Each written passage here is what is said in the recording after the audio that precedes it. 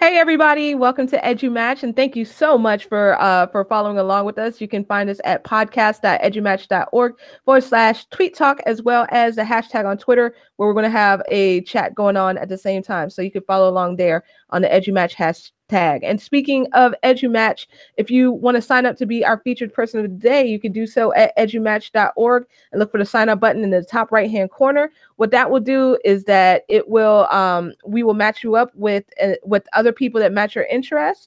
There's a little bit of a wait, but don't worry about that, because in the meantime, we're going to tag you with matches that come up. And if your blog has a tweetable RSS, then we will definitely tweet out your blog post to our network. And in addition, we will add you to our awesome table of EduMatchers. So yes, yes, yes, indeed. So tonight we are going to be talking about voice and choice in PD. So shout out to our awesome moderator, Irene, but we are going to save her for last. So we're going to start with introductions. So let's go first with Amy. Hi, my name is Amy Storr, and I am an instructional coach and technology integration mentor in Montgomery, Texas. I work at a K-5 elementary school, Keenan Elementary. Awesome. Well, thank you so much for being here. All right. And then next, we're going to go to Desiree.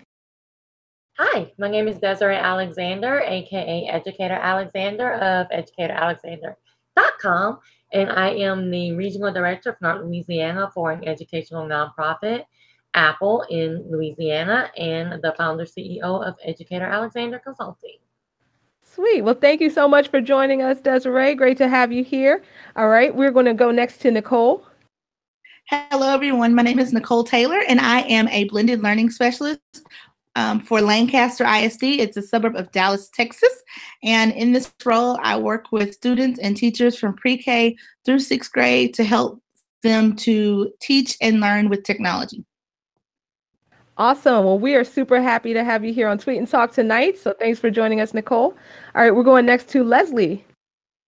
Hi, my name is Leslie Fagan. I am an instructional technology coach for the Griffin-Spalding County School System.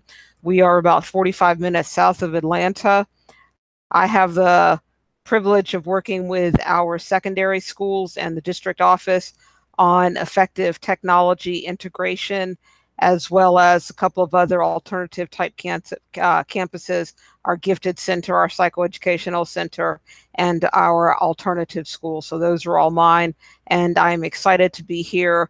This topic is near and dear to my heart, so I'm glad to be a part of this evening. Awesome, and we are so glad to have you on panel. So thanks for joining us, Leslie. All right, and Rochelle. Hey everyone, Rochelle here, checking in from Pittsburgh. I think I might be the only person on panel that's a classroom teacher, I think. But I've been teaching for 21 years. I teach French, Spanish, and a STEAM class. Love technology, love professional development in the sense of having choice. So that's why I was really excited to be involved in this discussion. And we are super excited to have you here. So it's really great having your perspective in the classroom. So thank you so much for joining us, Rochelle. And certainly not least, we have Teresa. Hi, I'm Teresa Stager. I'm Principal Stager on Twitter, and I am a high school assistant principal. I was a K-8 Catholic school principal for a while. I taught music, and PD is one of my passions. So I'm very excited tonight. Thank you for having me. Well, thank you for being here, and it's great to have you. So wonderful, wonderful. So I'm going to now kick it over to our awesome moderator, Irene, who will introduce herself and then take it away.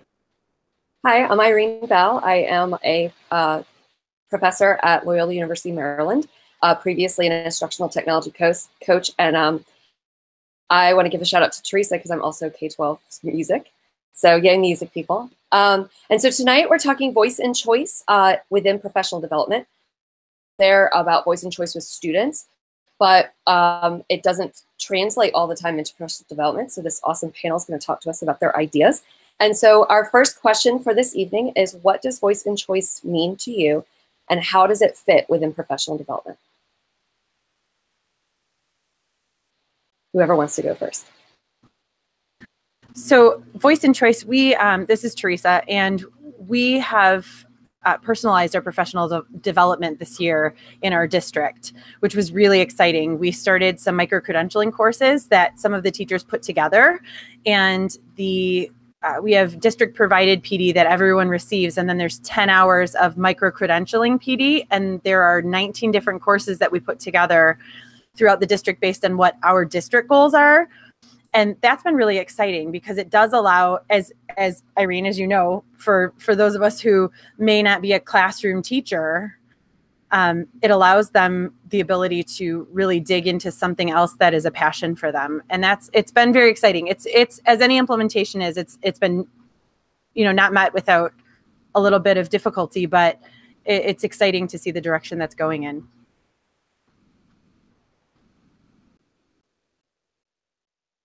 Hi, Amy here. Yeah, I'm very interested in the micro, what did you just call that again? Was it called the micro learning? Micro-credentialing. Micro-credentials, yes. I'm reading, Rochelle's in this group with me right now, but this book by the 4 o'clock faculty, and there's so many great ideas on how to personalize PD for teachers. And that's one of my goals this year as a coach, is to make it more about sessions you want to come to versus have to come to. So I'm loving the ideas that have been shared in these books. I also read, I think it was called Personalized PD with Nicole, right? She had a book club for that book, and it was a fantastic book too. So yeah, I think it's all about what the teachers need versus what we think they need. And so offering different opportunities for them to learn things that they're interested in, kind of like Genius Hour for teachers, really striving for this year. I really think Amy hit that nail on the head was when she said it's all about what teachers need, not what we think they need. And I always think, because in our district, we've really made some huge strides in giving teachers more voice and more choice in the things that they learn. Teachers no longer are required to get a certain amount of in district or a certain amount of training. Like, we did away with that. These are the trainings you have to have for us to think you're a good teacher mentality. And now it's, hey, in 5 years, you're going to have to renew your certification. Just be a professional and get those hours done. Now, when we have professional development, what we are seeing is we had a district ed camp, and teachers really enjoyed that. So now we're seeing is that unconference model in those structured professional development sessions. So instead of a person coming in with a deck of slides and boring teachers and having them sit and we're seeing more, hey guys, we have to talk about daily 5. What are your questions? What are your concerns? What do you need? And I really think, just like Amy said, it starts with just having that conversation and saying, what is it that you need? Because I can guess all day, but at the end of the day, just that conversation just clears that up. And when we give teachers, because we say give students voice and choice, but a lot of times teachers don't even know what that looks like because they don't get it. But the more that we give teachers voice and choice and they see it, they feel empowered, it just trickles down and they give that to their students. We have Peggy George on the YouTube side, and she made a good point. She said that, and it leads well into what you were saying, Nicole, where too often presenters tell us what to do with students and teachers, but don't model it in their presentation. As an instructional tech coach, when I got into that classroom and really started modeling, I started to understand what teachers needed more, and I'm sure you all have found that as well. So I'd love to hear more about what you think of voice and choice and how it fits within your professional development, how you're doing it. Desiree, are you going, or you want me to go? Okay, I just had one thing to say, just from a teacher's perspective. I know that when we've had PD sessions in my school for many years, there were certain things that all the teachers had to have as far as training, different initiatives being taken on, different procedures and things, new grade books, you name it, in the school. But there have been times where they opened up to have teachers lead different sessions and offered choices, similar to what you would do with an ed camp, creating a board, although this was created ahead of time. But I think a big part of it too is not so much what happens during that one specific day that's set out for the PD over a 9-week grading period. I think part of giving teachers the voice and choice in PD is being open to when they find something that's going to happen that might be on a day which is not a designated PD day. here's a conference I want to go to that's focused on these topics that are, pertinent to me, that can help me to be better in my practice. I don't really like missing school, but I try to pick the opportunities that I know that, yes, they'll benefit me, but the most important thing for me is like, what can it do that can make it better for my students? And so while missing school on a school day is tough, if it means that it's going to make a difference on many other school days to come, being able to have that opportunity, I think, ties into it as well.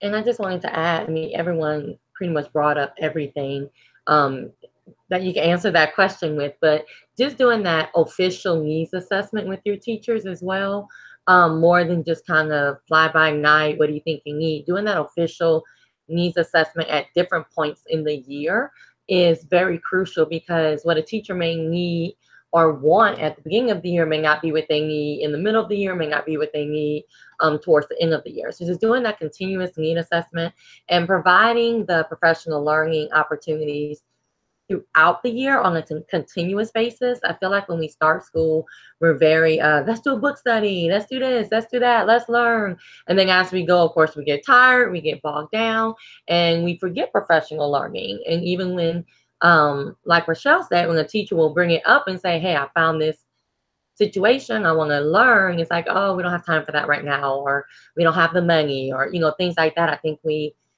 forget continuous professional learning based on voice, and we just concentrate on it at one time. So doing those continuous needs assessments where teachers know what they need.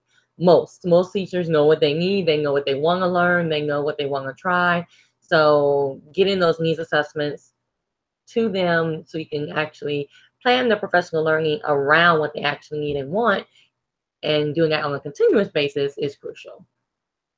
So Desiree, you brought up a good point, and we kind of covered question 2, which was how do you structure PD offerings in classes to allow for the teachers to choose or direct their own learning. We talked about micro-credentials and needs assessments, getting in the classroom, kind of entrenching yourself within the teachers, asking what they want.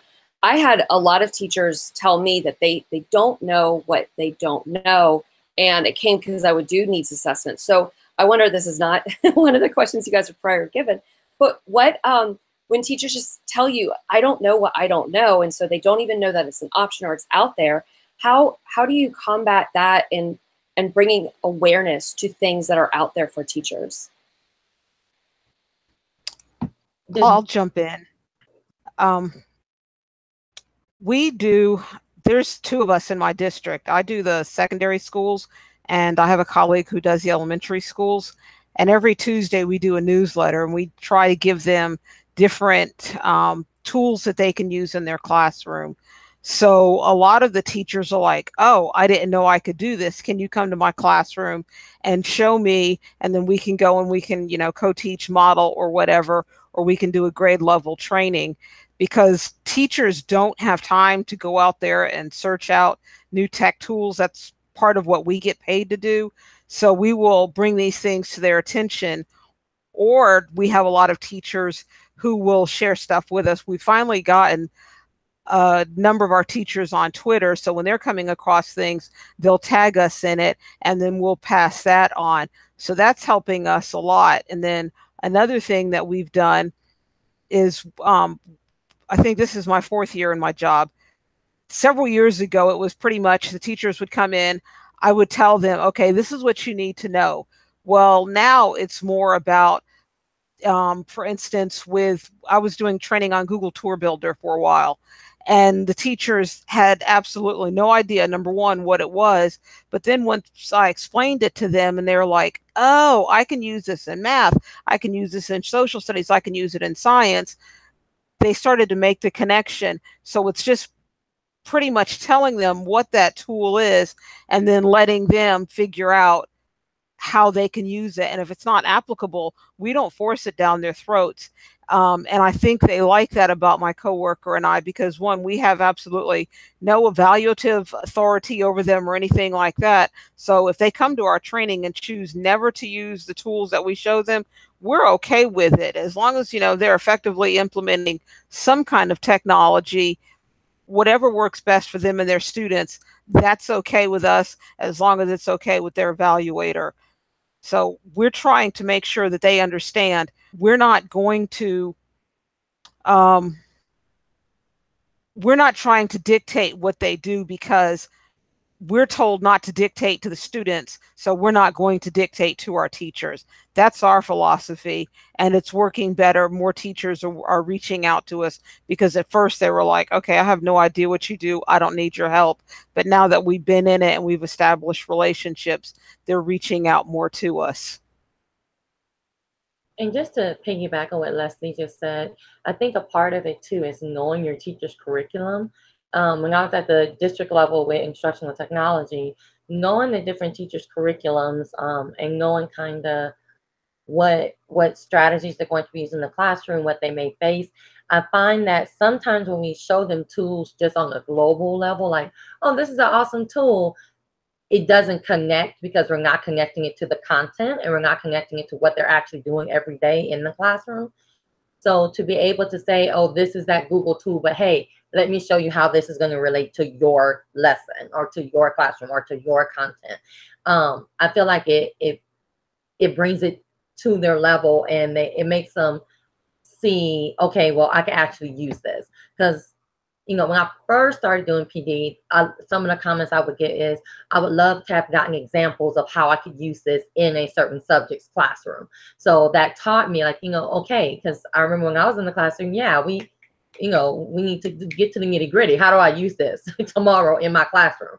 So I feel like that's something that we can do when we're showing and we're talking about professional learning and we're talking about voice and choice, is to show them the different options, but actually show it to them in a relevant way. I completely agree, Desiree. And Rochelle wanted to put herself in queue. So go ahead, Rochelle.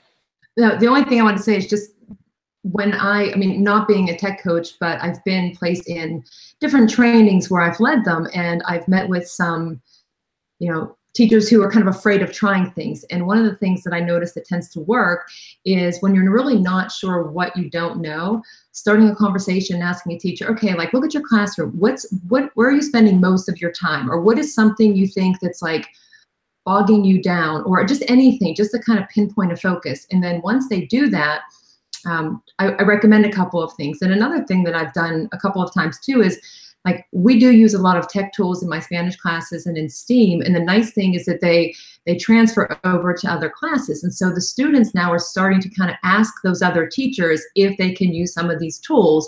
Or like, we've done project-based learning, and they said, you know, I would love to do this in the other classes. And I said, well, why don't you just ask your teachers? And the one teacher said last week, you know, they asked me and I'm not really sure how to start. And I said, well, you can ask the students because they've been through it, but there's so many resources out there that it's like, it is hard to figure out what you need, but there's so many resources and ways, just like this conversation or in those books that Amy mentioned, that the personalized PD and the 4 o'clock faculty, that PD has taken on this whole new phenomenon where you don't have to physically go somewhere. I mean, tech has made it so possible to get the PD that you need wherever you are. You know, I don't know. That's all I want to add. Well, and a lot of us have talked about these connections and connecting it to the curriculum, and you know, and helping teachers. And that's one thing I really noticed as a ITC is I came from music, so I was already having to connect all the different curriculums, and I was K-5 for a long time and high school, connect all the curriculums into my music curriculum. And so translating that and knowing, oh, well, in 3rd grade, you study, you know, the science of sound. And so here's some resources, isn't that coming up? And just knowing what was on docket helped me. So you guys all spoke about that too. And so one thing the next question 3 is, what strategies do you use to connect that new information to what your teachers already know, or tying it into the classroom? So the strategies you all use to do that.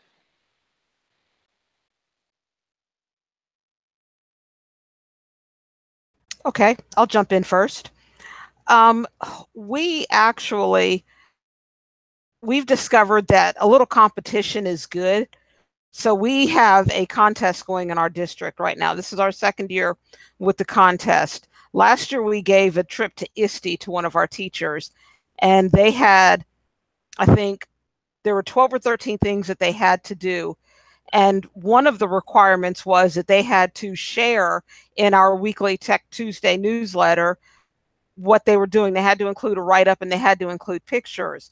Well, this year, because the teacher who went last year, I swear that woman had to have gone to every session at ISTE, and I have no idea how she did it. So every night on Facebook, she's writing up what she did. She has this Google document that she has shared. So now she's writing blog posts in our newsletter. So we have all of these teachers who are, and we can't put everybody's stuff in every week, but we have all of these teachers who are mimicking what she's doing in her classroom, and then they're trying to find new tools so that they can give themselves an edge up when we get ready to start judging the application. So that has helped tremendously, because if you think about it, for most classroom teachers, going to ISTE is cost prohibitive. So if you have a district that's willing to pay for your hotel, your conference registration, and your airfare, and you're only responsible for food, you're going to do an awful lot to win that competition.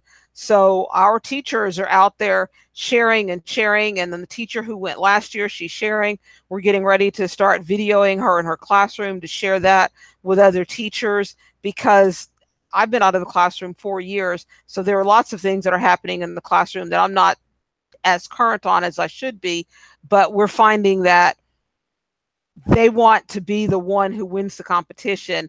So they're out there getting stuff and sharing and working with one another, and then using us as a support. So I like that they're kind of, being self-directed learners, which is what we want in the classroom. Now our teachers are being self-directed learners. I love that, Leslie, about empowering our teachers to be in charge of leading PD. I think that's so important. When we started the school year, brand new elementary school in our district, teachers from all over our district came and built this campus.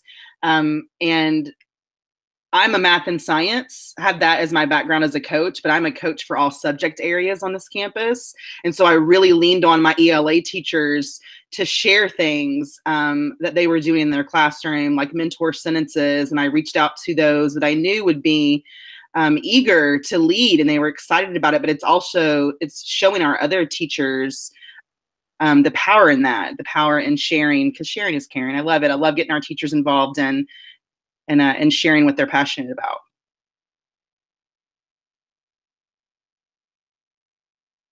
Awesome. One of our Twitter followers commented about choice boards, as well as something he called port of calls, which I'm not quite sure what those are. Have any of you all used choice boards, or if you know what port of calls are, maybe you can explain it within your PD sessions? My school just did on our most recent PD day 2 weeks ago. They had choices in the afternoon. So depending on your level, your content, like there was a group that's learning the new gradebook system. I worked with a couple teachers on looking at different learning management systems, because we're trying to move with a blended learning initiative. And then other teachers were able to do webinars that they could pick based on whatever they wanted to learn about. And I think there were a couple of other choices, and people kind of just gathered together and decided where to go and what to focus on. So people, they liked it. Like they were surprised by it, and they really liked to be able to have that choice. So it worked out really well.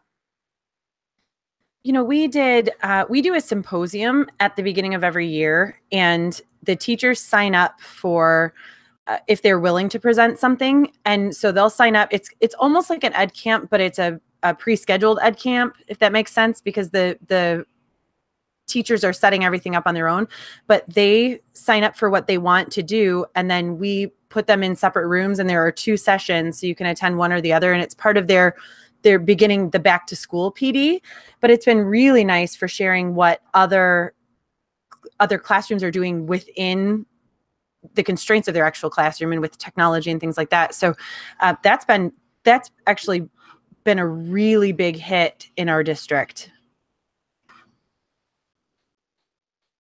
Something I did when I was doing it, I had choice boards within a specific topic. And so just trying to hit the different levels of learners, or the different types of learners. And I I am a BuzzFeed like news junkie. I think they're really funny and I just read them. And so I always tried to find a quiz or a BuzzFeed article that aligned. I mean, it was always ish, but aligned with the content. But I tried to have videos, just have the choice. It's still all the same content, but then there's different ways you can learn it. So there's videos, there's articles, there's songs about it. And so as the learners come in, they can explore the different resources. And there's a lot of great articles out there on how to do it with students. There's not as much information on adults, but it's essentially, I did it the same. I just flipped it for PD and that worked for me. That worked really well. My teachers really liked it. They actually got a lot more out of it because they would go back and just continue looking, exploring all of the items on the board if they found the topic relevant to their classroom, which was kind of cool. And so that kind of leads into our last question for the evening, which is, what advice and or resources would you suggest for someone who wants to learn more or begin to implement voice and choice in their professional development? I'm sorry. Go ahead, Amy. Go ahead. I'm giving a shout out to you. I have to give a huge shout out to Nicole because she is the reason why I bought like one of those one-clicked Amazon purchases, the personalized PD book. And after reading that and then finding the 4 o'clock faculty book, that is advice that I would give to anyone as far as growing and learning how to best serve our teachers as far as professional learning is looking at those resources like these books and then the Voxer chats that we're in and the tweet and talk and things like that has helped tremendously as far as me pointing out my PD for my teachers in the second semester. My advice would be for any teacher who wants personalized PD is don't wait on anyone to give it to you. Read a book, jump in a Voxer group, jump in a Twitter chat. When I really stumbled upon this whole notion of personalized PD, I've been in the classroom I've been in education over 10 years. And it was just kind of where I was kind of just going through the motions and I was doing it and I was good at it and my kids were learning. I was just kind of going through the motions, but I wanted more. And a Twitter chat that I was kind of on Twitter and kind of not. And someone mentioned this notion of going to an ed camp. I didn't know what that was, but just said, hey, you can go to this event. You can learn anything that you want to learn. And I was like, what? And so right there, it had me pulled in. So if you want it, don't wait on the PD providers or the instructional coach or the administrator to give it to you. Like seek it out yourself. And what you'll see is the more that you'll learn, you'll really be excited about learning. And as you share, get on board or not, because sometimes it's not for everyone, but those who are ready to run with you, they'll jump right on board with you. And I think that's a great article. I'm sorry. Go ahead. Okay. I wrote an article from blah to aha because, PD sometimes just gets really blah, blah, blah.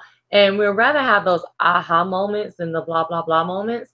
And it's all about how to incorporate voice professional learning, because sometimes for administrators and the people who are doing PD, it's a little scary. If I give them voice, I'm going to lose control, I'm going to do this, and they all have to get this information and stuff like that.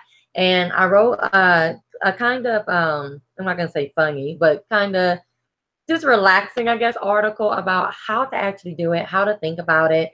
I even put those things like, these are the 5 reasons that you're not going to listen to anything I just said in this article. And this is how I can bat them down. So, it's really just all about giving the teachers what they really need. And, stop worrying about control and stop worrying about giving them all the same information. And like I say in that, if you have certain information that everybody needs to hear, then that's a faculty meeting. That's not a professional learning opportunity. So, things like that, like just really bringing it down to the nitty gritty and like, let's think about what we're actually doing.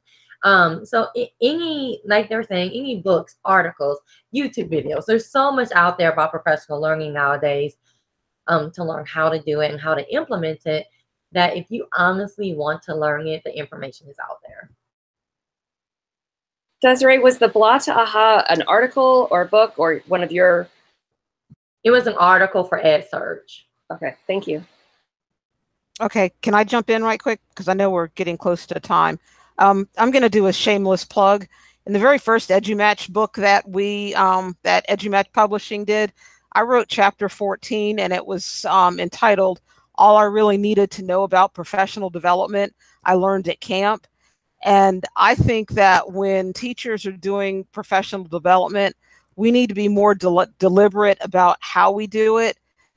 A lot of times we're told what to do, but if professional development is really to be effective for the teacher, there are some things that the teacher needs to take into consideration. And just a couple of things that I did mention in my chapter: it needs to be reflective, it needs to be fun, it needs to be off campus, it needs to be differentiated. Some of the things that we talk about in our classroom with our students, those are the same things that our teachers need. So if by chance you did not purchase the very first EduMatch book, it is available as a free download, or you can purchase it. But like I said, it's a shameless self-plug for the chapter that I wrote, but all of the EduMatch books are good, and all of them touch on professional development in some way. So if you've got questions, you can always reach out on Twitter to somebody, or again, read the books, because they're awesome books. We had one question from our Twitter audience from Regina Schaefer. She wants to know from you all, if anyone whose districts do PLCs, how have they contributed to teachers taking charge of their learning? I can answer that. As an instructional coach, we did PLC, and we were a TAP district, so we had kind of like two PLCs, one that focused on content and one that focused on pedagogy. Every teacher that I supported on that campus had an individualized coaching plan. So based on their observations, teachers knew what they wanted to improve upon. But once I discovered this personalized PD, I used to say, hey, let's look at your data. This is what your data says you're great at. This is what it says that we need to work on. So this is the plan that I think we should work. Once I really discovered what personalized PD was, I kind of put those to the side, and I would just give them, we would sit down and meet, and I'd say, hey, what do you want to learn this year? And I'd just have an individual conversation with each one of them. And so as we would meet every week, they had a clear focus of what they wanted to do and what they wanted to learn and how they wanted to grow. And when I tell you, it totally shifted teachers' perspectives as far as coming to those PLC meetings every week, because they could come and get exactly what they needed, and they had a plan that they were tweaking and making adjustments to and working through for the school year. Our district was fortunate in that we were able to get a SPLOST passed a couple of years ago, a special purpose local option sales tax. So now all of our classrooms have cameras in them. One of the middle schools that I serve, every week when they have their PLC meetings, teachers volunteer to record a lesson and share it in the PLC meeting. And what they're doing is they're recording the lesson, and then with their grade level, they're opening themselves up for constructive criticism, and they're telling their colleagues, okay, this is what I intended to teach in the lesson. They watch the video clip, and then the other people in the grade level will come back and say, you know, you did this really well, you did this really well. This is something else that you may need to, you know, reteach or something else like that.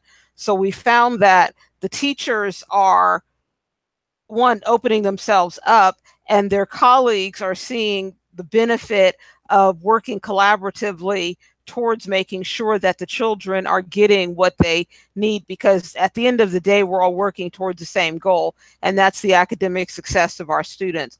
So I think that because it's been successful in one of our middle schools, the other middle schools are now picking up on it, and that's something that they're trying.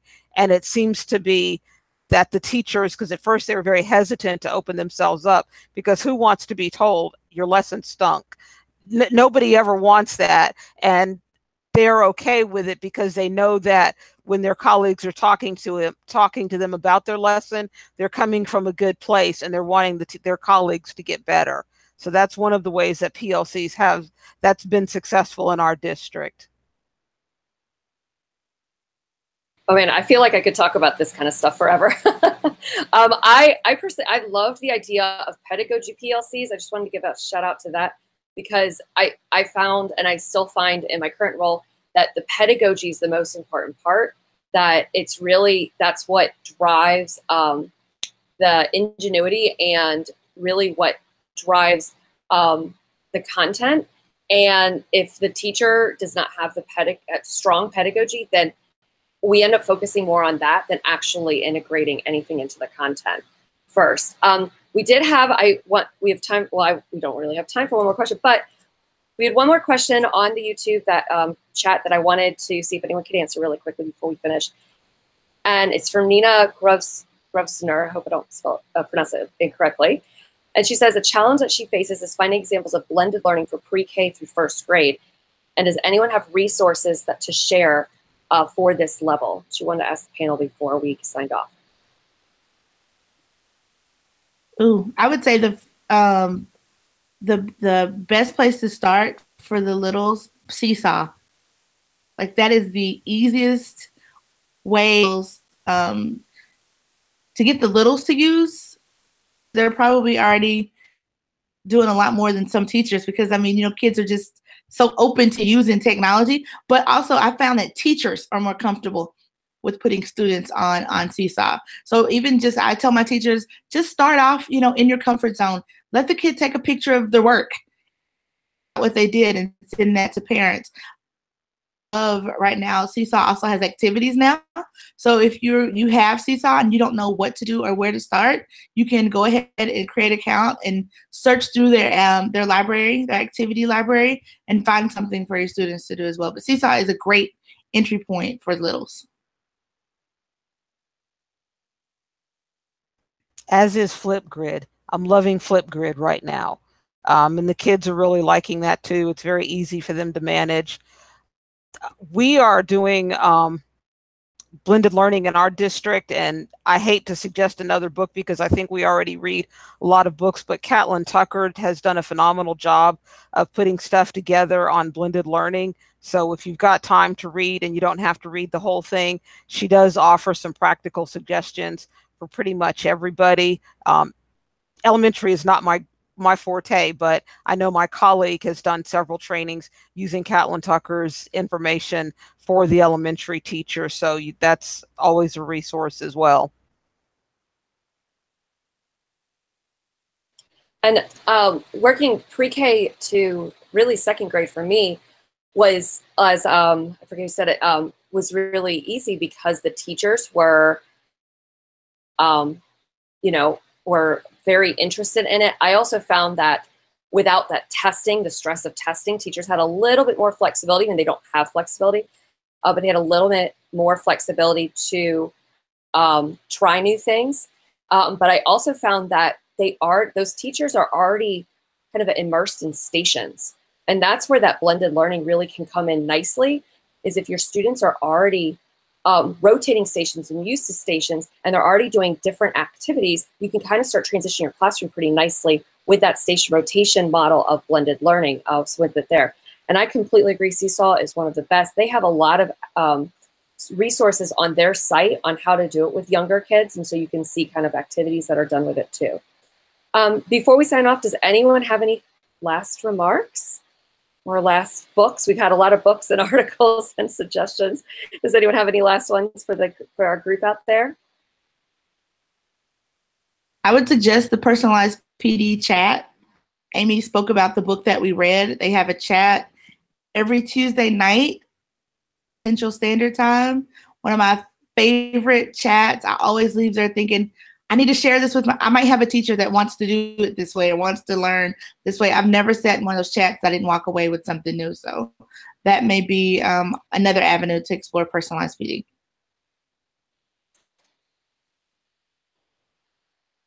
There's also, I'm going to go back to the pre-K too. There is a teacher who teaches kindergarten. She started one-to-one iPads probably 10 years ago. And she has a great website I'm going to share out that is awesome if you want more information for littles and blended learning. Anyone else? All right, well, thank you so much. I hope we can continue the conversation. You that were out there, I'm going to pass it off to Sarah. All right. Well, thank you so much. This was such a great conversation. So a huge shout out to all of our panelists and our fantastic moderator, Irene. So thank you all so much for being here tonight. And also to everyone who was following along with us on YouTube Live as well as on Twitter. So also shout out to everyone who will be watching this later. So 3 quick announcements. Remember to check out our badge challenges. So go to badgelist.com/edumatch, and you'll see that tonight there is a mild challenge where you can attach 3 of your tweets and get the EduMatch mild badge, the medium challenge where you can respond to a Flipgrid, and the spicy challenge where you can reflect on a recent PD that you have either delivered or attended, and just seeing what the glows and grows are from there and sharing that out with us. All right. So the badges are not just a way to get like cool badges to put on your profile. They are that. But in addition to that, then they're a way for us to share our learning with one another. So we make our learning visible, and whatever you share can possibly inspire someone else. So definitely wanted to encourage everyone to check out our badges. So badgelist.com/edumatch. Also, if you check the Tweet and Talk list, which has just been updated, you'll see that there are about maybe 10 more episodes that have been added to the list. So if you want to be part of the panel, then check out podcasts.edumatch.org/sign up and see all of our different episodes that are going on. Oh, and I see that people are chatting about the balloons. Yes, these are graduation balloons from last month. So they're still here. So so if you see me wrestling with strings, then that's where they're from. So thank you so much. And the final announcement is that we're doing an EduMatch Learning Collaborative on podcasting. So if you're interested in that, then just go to flipgrid.com/EduMatch podcasting. I believe it's going to be dropped on Twitter. So even if I butchered it here, then you'll be able to see the right link on Twitter. But join us if you want to learn podcasting, if you've been doing podcasting and you just want to kind of sharpen your skills, or if you are a pro and you have something to share. We have something for everybody. So just come on and join us. So check in with us next week. We're going to have 2 episodes back to back, 2 Tweet and Talks. So the first one is going to be about grassroots movements in education. So definitely want y'all to join in on panel if you're like a Twitter chat moderator, or maybe you have a Voxer group, or maybe you have like a movement, something that you started. So whether you're at the beginning stages, intermediate, or you have something full blown, then join us, share your expertise. We can all learn from each other. And the 7 o'clock episode will be about concussions. So yes, concussions in education, how they affect us as educators, how they affect our students. So tune in for that. So same bad channel, podcast with an S. edumatch.org/tweet talk. That's where you can watch it. So everybody have a fantastic week, and thank you so much for joining us.